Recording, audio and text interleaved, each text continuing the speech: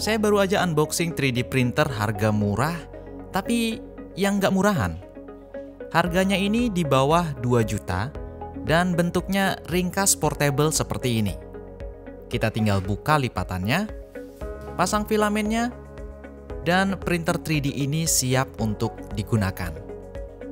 Penasaran dengan printernya? Ikuti terus videonya di sini.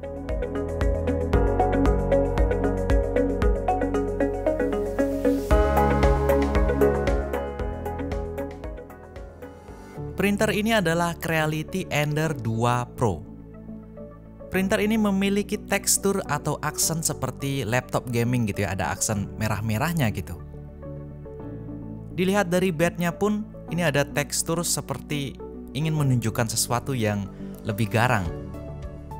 Memiliki dimensi kerja 165 x 165 x 180 mm dengan watt kerja 150 maksimum. Tentunya pada saat bekerja itu tidak akan mencapai di watt maksimum. Saya pun pada saat pengukuran itu cuma di 70 watt, 80 watt saja. Nah, printer ini juga dilengkapi dengan gagang yang unik seperti ini, yang saya katakan ini adalah fitur portable-nya. Sehingga dengan mudah kita bisa mengangkat dan membawa printer ini kemanapun yang kita mau. Bobotnya ringan, memudahkan kita untuk membawanya. Printer Creality Ender 2 Pro ini juga dilengkapi dengan dudukan filamen yang bisa kita lipat seperti ini. Dengan adanya dudukan yang bisa dilipat seperti ini, dimensi saat akan memindahkan printer ini sudah pasti bisa diperkecil lagi. Pada saat saya mengunboxing 3D printer ini, itu sebagian besar dari komponen 3D printer Creality Ender 2 Pro ini itu sudah dirakit. Jadi saya tidak perlu kesusahan untuk merakit hal-hal yang rumit seperti extruder, coupler untuk setiap motornya, dan juga kabel-kabel yang menuju ke power supply. Karena beberapa kabel juga sudah terpasang di power supply-nya.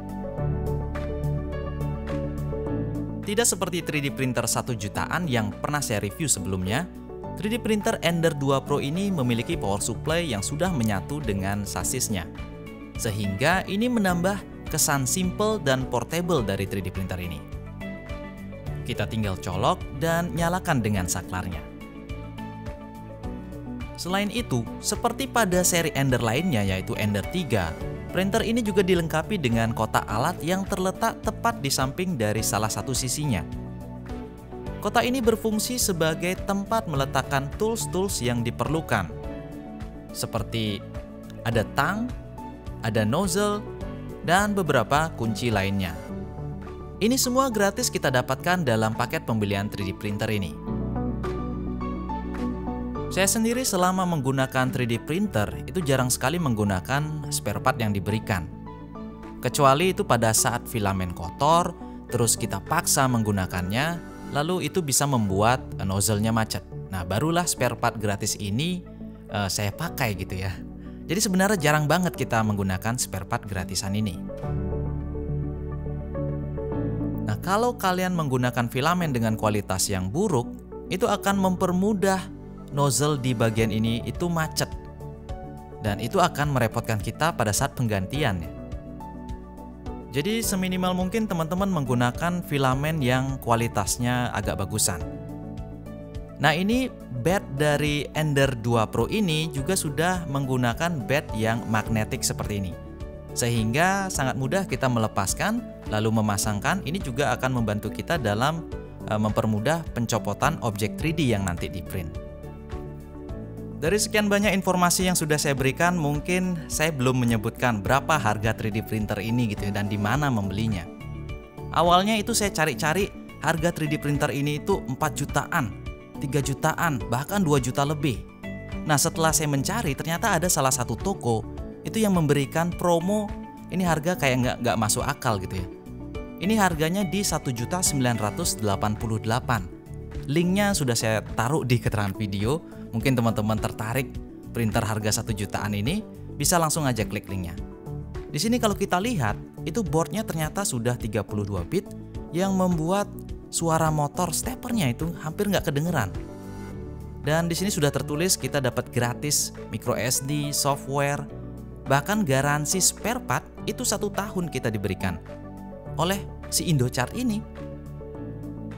Saya nggak yakin ini sampai kapan promo 1.900.000 ini. Jadi teman-teman yang tertarik langsung aja. Nah, untuk pengoperasiannya di sini juga gampang banget. Kita tinggal nyalain aja. Terus tampilannya LCD monokrom seperti ini gitu ya. Dan cara settingnya itu kayaknya rata-rata mirip dengan 3D printer sebelumnya. Di sini ada banyak menu yang bisa teman-teman akses, tapi saya sendiri dari beberapa tahun belakangan ini saya tidak pernah mengutak-ngatik pengaturan yang lain. Biasanya saya langsung print from card gitu ya, langsung filenya langsung saya cetak gitu, tanpa harus ada pengaturan lain di printernya. Pengaturannya cuma saya lakukan di software saja. Di sini mungkin kita bisa lihat pertama kali kita punya printer gitu ya, kita harus melakukan leveling bed. Ini penting banget. Nah, leveling bed itu ada di pengaturan di bagian movement. Coba kita lihat. Di sini nggak ada. Dan kita balik lagi. Oke. Nah, di sini ada beberapa settingan yang mungkin agak-agak aneh ya. Dan saya nggak pernah melakukan pengaturan itu. Teman-teman kalau yang nggak ngerti, lebih baik jangan gitu ya. Nah, di sini kalau di change filament, teman-teman bisa lakukan penggantian filament dengan masuk ke menu ini. Sedangkan untuk movement yang saya katakan tadi, itu ada di bagian di atas. Nah, ini motion. Jadi kita bisa melakukan leveling bed dari sini, auto home, maka dia akan ke posisi home. Baik itu sumbu X, sumbu Z, dan sumbu Y-nya gitu. X, Y, Z gitu ya.